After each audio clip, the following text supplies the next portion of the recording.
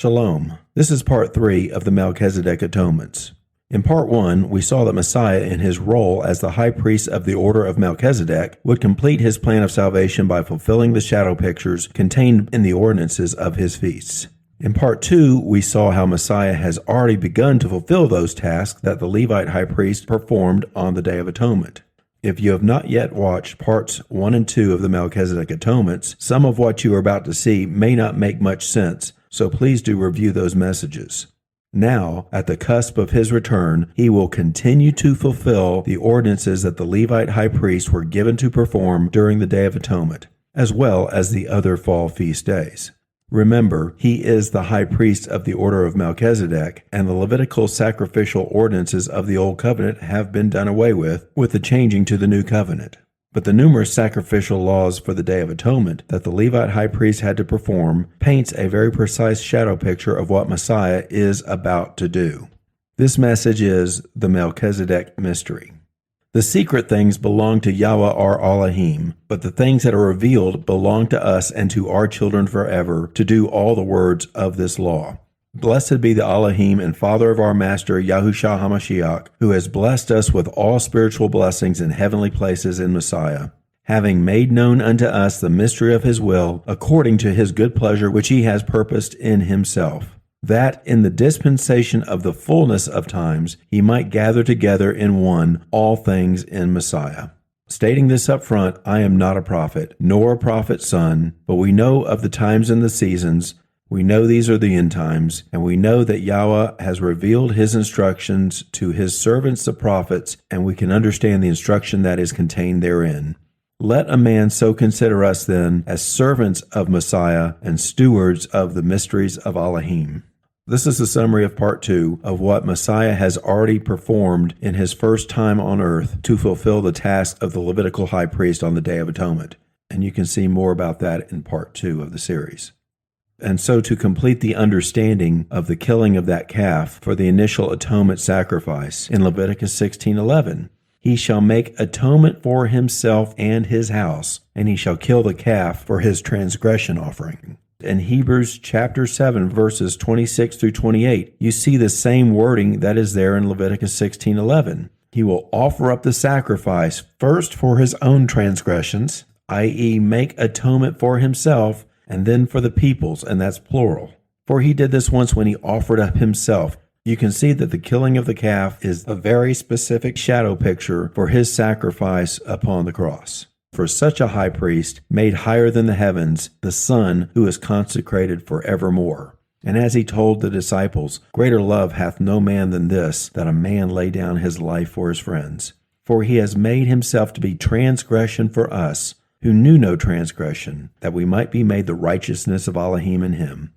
But Messiah as a son over his own house, whose house we are, if we hold fast the confidence and the rejoicing of the hope firm unto the end. We will be his house, but we are not his house yet, until we hold fast in him in covenant unto the end.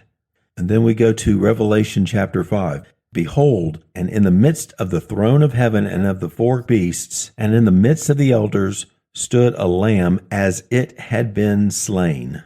And that's an echo from Zechariah chapter 3. And Yahweh showed me Yahushua the high priest, standing before the angel of Yahweh. Now Yahushua was clothed in filthy raiment and stood before the angel. The filthy raiment were all the transgressions of the world that he took upon himself. For he hath made him to be transgression for us who knew no transgression. And then Yah answered and spoke to those who stood before him, saying, Take away the filthy raiment from him, and clothe him with a long robe. The transgressions were taken away from him, and he was clothed in the long white robe of righteousness. And right there is where he had completed making atonement for himself with the killing of the calf, the sacrifice upon the cross. But what is the atonement for his house then? It said, Aaron shall make atonement for himself and for his house. Well, it's right there in Revelation 5. We'll read it again. Behold, the Lion of the tribe of Judah, the root of David, and I beheld, and in the midst of the throne and the 4 beasts, they don't need the atonement, and in the midst of the elders stood a lamb as it had been slain. And Yahushua was then given the white robe of righteousness. And he came and took the book out of the right hand of him that sat upon the throne. And when he had taken the book, the 4 beasts and the 24 elders fell down before the Lamb. And what did they say? They sung a new song, saying, You are worthy, for you were slain, and you have redeemed us to Elohim by your blood out of every kindred and every tongue and every people and every nation. You have redeemed us and made us unto our Elohim kings and priests, and we shall reign upon the earth forever and ever. The shadow picture was fulfilled for both himself, Yahushua, and for his house, those that had already clung to him in covenant unto their end. And the elders had met their end on earth. They are up in heaven, and they are his house right now, before others like us that will soon get to join his house. When Aaron made atonement for himself and his house in Leviticus 16, the shadow picture was fulfilled in Revelation 5, verses 5 through 10. It was for himself and for the elders, which are his house. Why are the elders his house? There's 24.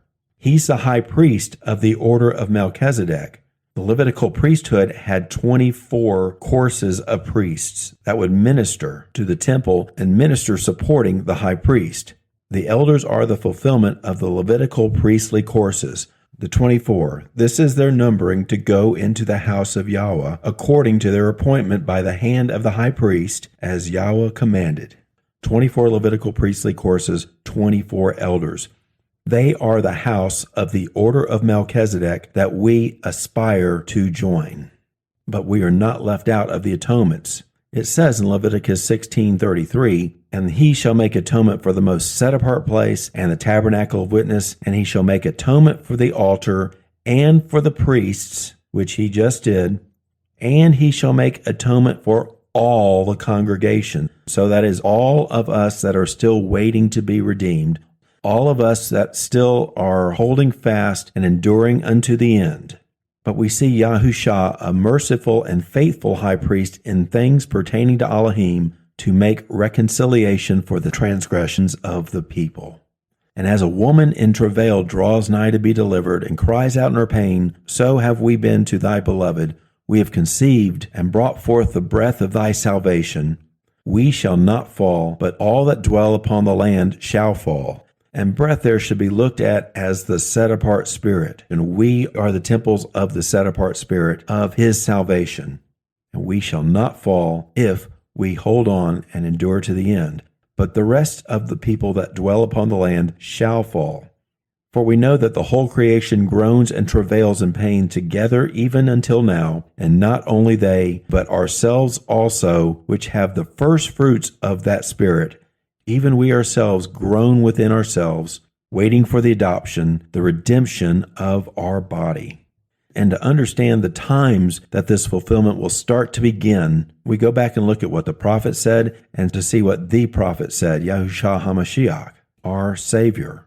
In Amos chapter 8, it says, Behold, the days come, says Yahweh, that I will bring forth a famine upon the land, not a famine of bread or water, but a famine of hearing the word of Yahweh. And the water shall be troubled from sea to sea, all the people shall be troubled, and men shall run here and there, seeking the word of Yahweh, and they shall not find it. And this is what's happening in the world today. People are going all around, either going into different churches or going on different channels, seeking the truth of the word of Yahweh, and they are not finding it, because the truth is being covered up in deception and narratives. Take heed that no man deceive you, for many shall come in my name, saying, I am Messiah, or I represent Messiah, and shall deceive many. And many false prophets shall rise up, and shall deceive many. Do you see the theme here? And because iniquity shall abound, the love of many shall wax cold. And that's part of the enduring to the end. Keep your love pure. For priest and prophet are defiled, and I have seen their iniquities in my house. That starts in all the assemblies, that starts in the churches. For the priest, the pastors, the prophets are defiled. This is prophecy being fulfilled. What many are watching on channels are defilements, and people that speak visions of their own that are not from him. And ye shall hear of wars and rumors of wars. And we know of all the wars and rumors of wars that are happening right now, as birth pangs that are growing louder and faster. For nation shall rise against nation, and kingdom against kingdom, and there shall be famines and pestilences and shakings in diverse places. All these things are the beginning of sorrows. And sorrows is defined as a pang or a throe, especially of childbirth. And as you can see from a medical chart showing the timing and intensity of the contractions during the early labor, the beginning of sorrows, they happen slowly, but they keep slowly intensifying. And then there's an active labor and the transition which ends in the birth. These things are all coming together in this very time period. And we have turned judgment back, and righteousness has departed afar off, and men go to and fro, and they can't find the truth. For truth is consumed in their ways, and they could not pass by a straight and narrow path that few find. And truth has been taken away, and they have turned aside their mind from understanding. These are not fables for itching ears. These are not lullabies for people to feel comfortable in these last days. This is the hard truth, and people don't want to hear it. And Yahweh saw it, and it pleased him not that there was no judgment, no righteousness upon the earth. And he looked, and there was no man, and he observed, and there was none to help. So he defended them with his arm and established them with his mercy. That's his promise that he's coming back to take care of what Hasatan and all the people that have turned to the darkness to afflict the world. He will right all of these wrongs. So we're going to look at the next set of tasks that the Levitical high priest on the Day of Atonement had to accomplish. The next 5 tasks was to put coals from the altar of incense in a golden censer and place them in front of the Ark of the Covenant. Then he was to fill his hands with incense and also place the incense upon the censer coals. Next, he would sprinkle the blood of the newly sacrificed calf 7 times upon the mercy seat or the atonement seat of the Ark of the Covenant. Next would be the killing of the transgression offering goat, and then sprinkling the blood of that goat 7 times upon the ark's atonement seat, the ark's mercy seat. So why did we look at the beginning of sorrows and all of the deceptions and the seals that are converging together? Because the events show us that we are at the cusp of his beginning to fulfill those next tasks that the Levitical high priest was set to perform on the Day of Atonement. And how can we say that? We continue reading in Revelation chapter 7. And after these things, after these events of the 6th seal, after the beginning of sorrows, I saw 4 angels standing at the 4 corners of the earth, holding the 4 winds of the earth, that the wind should not blow upon the earth, or on the sea, or on any tree. Then I saw another angel ascending from the east, having the seal of the living Elohim. And he cried with a loud voice to the 4 angels to whom it was granted to harm the earth and the sea. Now an angel can be defined not only as a heavenly angel, but also as a messenger, also as a prophet or a priest in some cases. So this angel that is ascending from the east, having the seal of the living Elohim, in Babylon the Great was fallen, we saw that it was Yahushua, our Savior, that was given the seal of Elohim. And the angel ascending from the east is another way of saying what is written in Malachi 4, verse 2. But to you that fear my name shall the Son of Righteousness arise from the east, and healing shall be in his wings. Revelation 7:2 is a restatement of Malachi 4:2, telling us that that time of healing is coming soon. And we know it's our Savior. We know it's Messiah because he has the seal of the living Elohim. And then he said, do not harm the earth or the sea or the trees until we have sealed the servants of our Elohim upon their foreheads. And I heard the number of those who were sealed. 144,000 of all the tribes of Israel were sealed. And in their mouth was found no guile, for they are without fault before the throne of Elohim.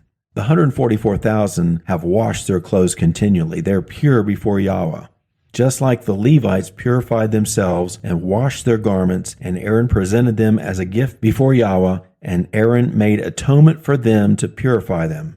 These 144,000 are also chosen to be part of the order of Melchizedek as priests.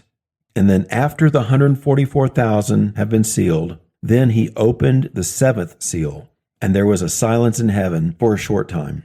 And what do the prophets say of this? In Psalm 34, do not let them that are my enemies without a cause rejoice against me, those who hate me for nothing with a wink in their eyes. And we see that in the leadership of the world today. For to me they spoke peaceably, as every politician seems to do, but imagined deceits in their anger. You have seen it, O Yahweh. Keep not silence, O Yahweh. Withdraw not from me. But there was still a silence in heaven for a short space of time. How long, O Yahweh, shall I cry out, and you will not hearken? How long shall I cry out to you that I am injured, and you will not save? You have shown me troubles and grief to look upon, misery and wickedness. Will you be silent when the wicked swallows up the just? You hear day by day of afflictions and the killing of people that are believers, the murdering of the hundreds and hundreds of the faithful in Nigeria, for example, and many other countries that the media will not talk about. Elohim shall come manifestly. He shall be revealed to the world and shall not keep silence. A fire shall be kindled before him, and round about him there shall be a very great tempest. He shall summon the heaven above and the earth, that he may judge his people. So when he is no longer silent, the fire shall be kindled before him, right before him. And remember, they are both sitting in the throne room of heaven right now. They are sitting upon the throne that the Ark of the Covenant was modeled after. The tabernacle of Moses was modeled after the throne room in heaven. So now read Leviticus 16, verse 12. And the high priest, and he shall take his censer full of coals of fire off of the altar, which is before Yahweh, and then he shall also fill his hands with incense, and bring it also within the veil. So the first thing happening there for the Levitical high priest is to take his censer of gold full of coals of fire off the altar, which is before Yahweh. That means that there is a fire that is kindled before him, as the prophet spoke in Psalm 49.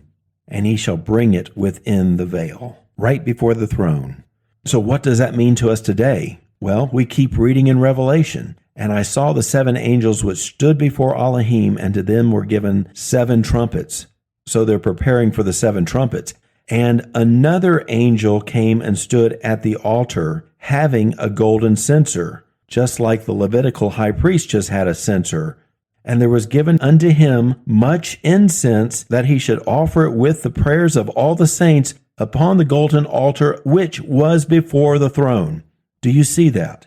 Revelation 8, verses 2 and 3 is the fulfillment of the shadow picture of what is spoken of in Leviticus chapter 16, verse 12. That's exactly what's happening. And that another angel which came and stood at the altar is fulfilling what the Levitical high priest did, meaning that is the high priest of the order of Melchizedek fulfilling that. That means that another angel is our Savior, our Messiah, Yahushua. Messiah is performing that task as the high priest to fulfill what the Levitical high priest did on the Day of Atonement. The second witness of this is in Hebrews chapter 8. Now of the things which we have spoken, this is the summary. We have such a high priest who is set on the right hand of the throne of the majesty in the heavens, a minister of the sanctuary and of the true tabernacle, not the one that was on earth that was a model of the true tabernacle, but the true tabernacle in heaven, which Yahweh pitched and not man. This is the heavenly tabernacle. For every high priest is ordained to offer gifts and sacrifices. Wherefore it is of necessity that this man have somewhat also to offer. So Messiah, as the ordained high priest of the order of Melchizedek, also has to offer a gift and sacrifices. For if he were on earth, he should not be a priest, seeing that there are priests that offer gifts according to the law, who serve unto the example and shadow of the heavenly things. There it is, right there. Hebrews 8 is telling you that the example that you see in Leviticus chapter 16 are those things that Messiah must fulfill. So we know the sacrifice that he brought. It was himself. What are the gifts that he has to offer? Reading in Leviticus again, he shall take his censer full of coals of fire off the altar which is before Yahweh, and he shall fill his hands with fine compound incense, and shall bring it within the veil. And he shall put the incense on the fire before Yahweh, and the smoke of the incense shall cover the mercy seat over the tables of testimony, the 2 tables of stone, the 10 commandments, and he shall not die. And in Revelation 8, and the smoke of the incense which came with the prayers of the saints ascended up before Elohim out of the angel's hand, out of Messiah's hand. So as the Levites purified themselves and washed their garments, and Aaron the high priest presented the Levites as a gift before Yahweh, so too is Messiah presenting first the prayers of the righteous, which is spoken of as the smoke of the incense, and then the righteous themselves are also the gifts that Messiah offers before the throne, before his Father. In Habakkuk chapter 1, it says, "And will you make men as fishes of the sea? Therefore will he sacrifice to his drag, and burn incense to his casting net, because by them he has made his portion fat and his meat's choice." This is a fine gift that he's making. His fat portions and his meat choice, these are the fish of the sea, if you will, from his casting net, and burning incense to his casting net. I hope that you can see how all of this ties together. And Yahushua said to the disciples, "Come after me, follow me, and I will make you to become fishers of men." Casting his net onto the sea of the world, bringing forth the righteous that will truly follow him, and the righteous shall be presented as a gift by Messiah before his Father, before Yahweh. And we aspire to be part of that gift that he is going to offer. There is a fire before Yahweh in Leviticus chapter 16. Notice that the censer full of burning coals of fire were being taken off, away from the altar, away from the fire. And then the incense is brought onto the fire before Yahweh. So in Psalm 139, verse 11, it says, "The mischief of their lips shall cover them. Coals of fire shall fall upon them on the earth, and you shall cast them down in afflictions, and they shall not bear up under them." And what happens in Revelation? The angel took the censer and filled it with fire of the altar, and then took it away from the altar and cast it into the earth. And there were voices and thunderings and lightnings and a shaking. Again, another fulfillment of the task of the Levitical high priest on the Day of Atonement. The taking away of the burning coals of fire from the altar before Yahweh, and Messiah takes that fire from off the altar and then casts it into the earth. Elohim shall come manifestly and shall not keep silence. There is no more silence in heaven. That short time is over. A fire shall be kindled before him, and round about him there shall be a very great tempest. He shall summon the heaven above and the earth, that he may judge his people. These coals of fire, this fire being cast into the earth, is the beginning of the judgment of his people. Thus says Yahweh, "Heaven is my throne, and the earth is my footstool." Why is that important? Imagine the throne room. Right before Yahweh is that altar with the fire upon it, right before him, and the earth is his footstool, so it's right underneath the altar. And so when Messiah takes the fire from off the altar and casts it into the earth, he may have just turned to the side and dumped it straight down through the firmament to the earth, because the earth is Yahweh's footstool. Therefore will he cast his net and will not spare to slay the nations continually. This is the beginning of the judgment. And remember, John saw the 7 angels that were standing there during this that had the 7 trumpets. They were ready to sound. "Awake, O Yahweh, be silent no more, and attend to my judgment, to my cause, my Elohim and my Master. Judge me, O Yahweh, according to your righteousness, according to your word. O Yahweh, my Elohim, and let not them, those wicked of the world, do not let them rejoice against me." The casting of the fire onto the earth and the 7 trumpets that are about to start is the beginning of his judgment upon the earth. So what was the next thing that the Levite high priest did on the Day of Atonement? He took the blood of the calf and sprinkled with his finger upon the mercy seat eastward, on the east side of the mercy seat, because the west side of the mercy seat was reserved for the blood of Messiah.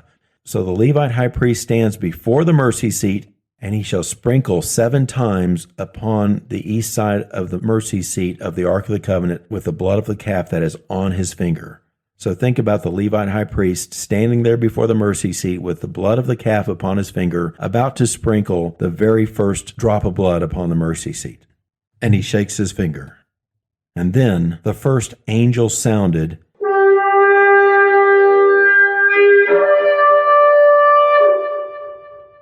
and there followed hail and fire mingled with blood.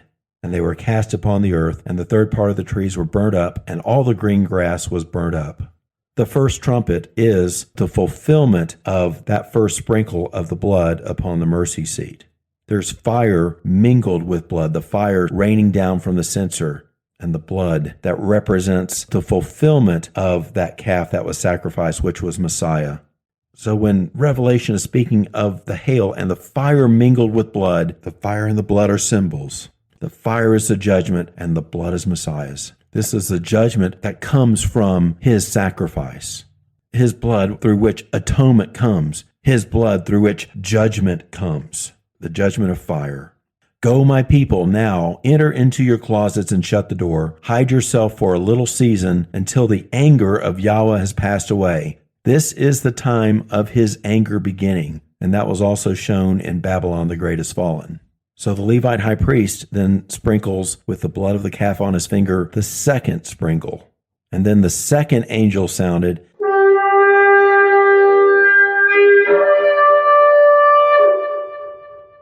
and as it were, a great mountain burning with fire was cast into the sea, and the third part of the sea became blood. And the third part of the creatures which were in the sea and had life, they died, and the third part of the ships were destroyed. Again, we have the blood and the fire and the judgment through Messiah. The Levitical high priest was ready to sprinkle again the third sprinkle upon the mercy seat. And then the third angel blew, the third trumpet.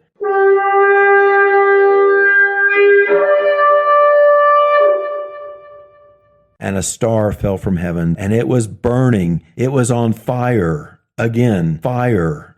And it fell upon a third of the wells of water, and the name of the star was not wormwood. We're reading from the Hebrew Revelation, and it does not say wormwood. It says Tolaat, more correctly pronounced as Thulaoth. The name of the star was Thulaoth, and a third of the waters were bitter, and many sons of men died by means of the waters because of their bitterness. And what does Thulaoth mean? But written there is Tolaoth. Thulaoth is defined in the Hebrew scriptures of the Old Testament as the crimson worm or just crimson red. Again, we have for the third sprinkling, the third trumpet, fire and blood.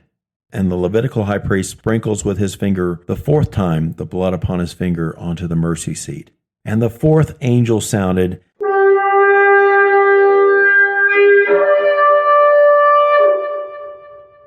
and a third part of the sun was smitten, and a third part of the moon, and the third part of the stars also. The third part of them was darkened, and the day and the night likewise. The third part of the sun being smitten is a quenching of the fire now. And the Levitical high priest ready to sprinkle for the fifth time with the blood of the calf upon his finger onto the mercy seat. And the fifth angel sounded,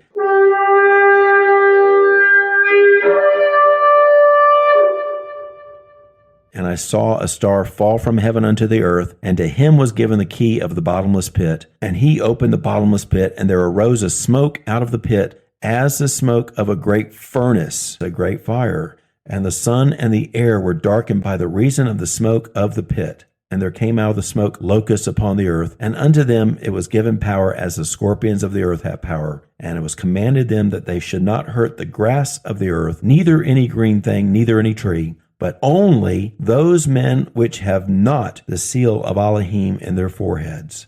Judgment is being rendered upon those that are not in covenant. And the Levitical high priest readies to sprinkle with the blood of his finger onto the mercy seat of the Ark of the Covenant for the sixth time. And the sixth angel sounded the sixth trumpet.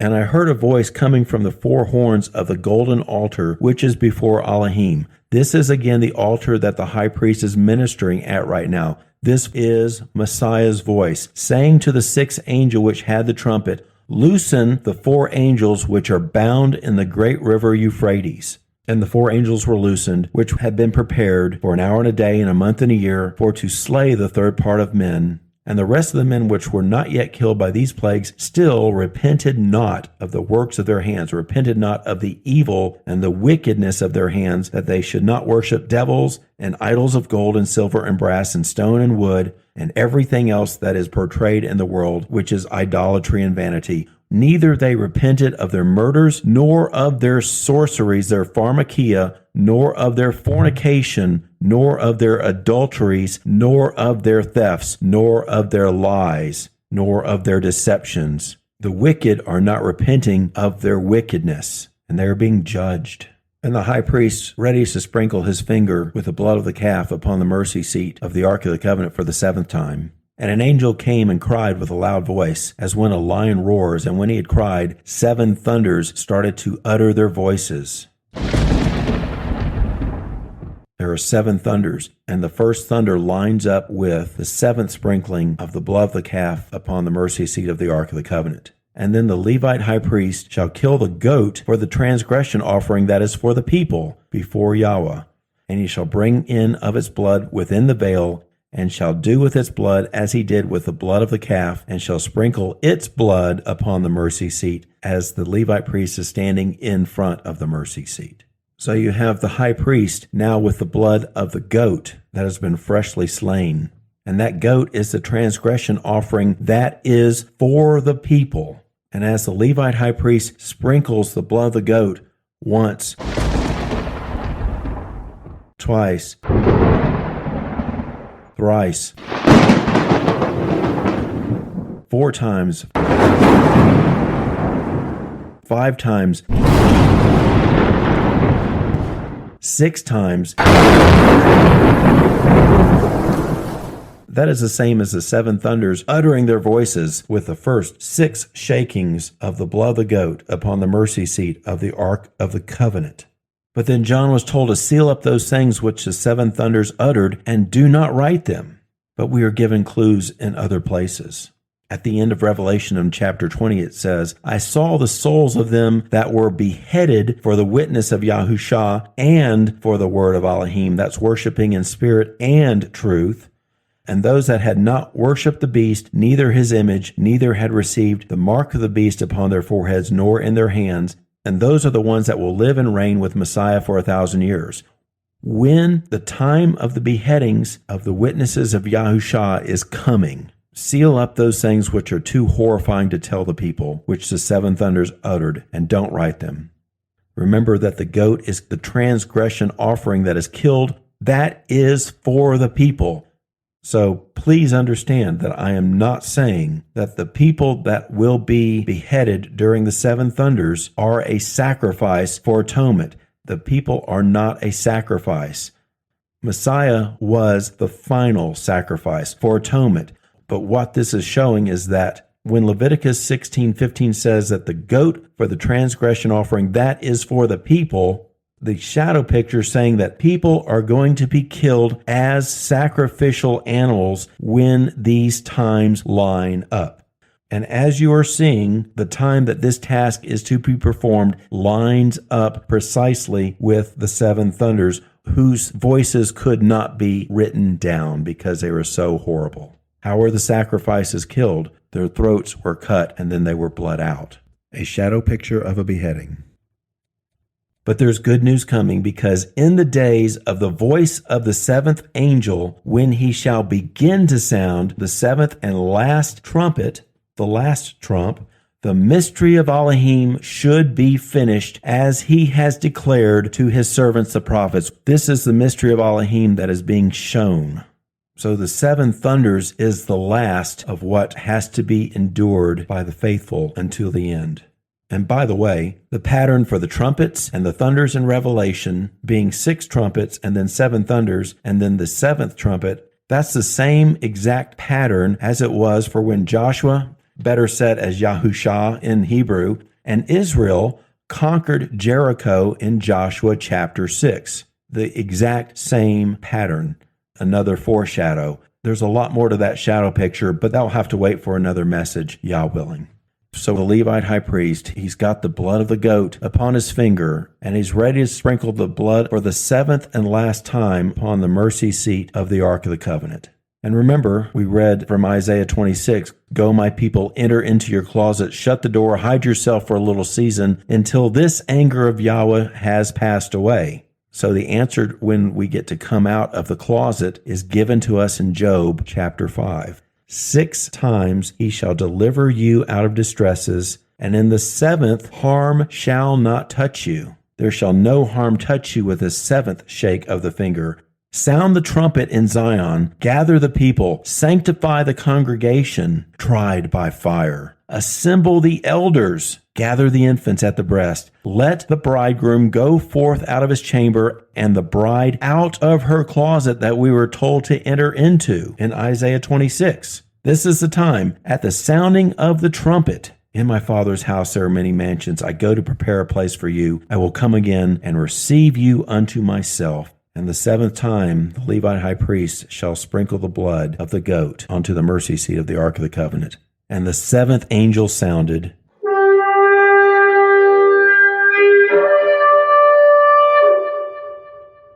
and there were great voices in heaven saying, "The kingdoms of this world are become the kingdoms of our Yahweh and of his Messiah, and he shall reign forever and ever. And the nations, the world was angry. And thy wrath is now come. It is the time for the wrath of Elohim to begin, and the time of the dead, that they should be judged, all the dead of the earth until then, and that you should give reward unto your servants, the prophets, and to the saints, and to them that fear thy name, small and great, and the reward to the dead that have been judged and found righteous, and then you should destroy them which have destroyed the earth."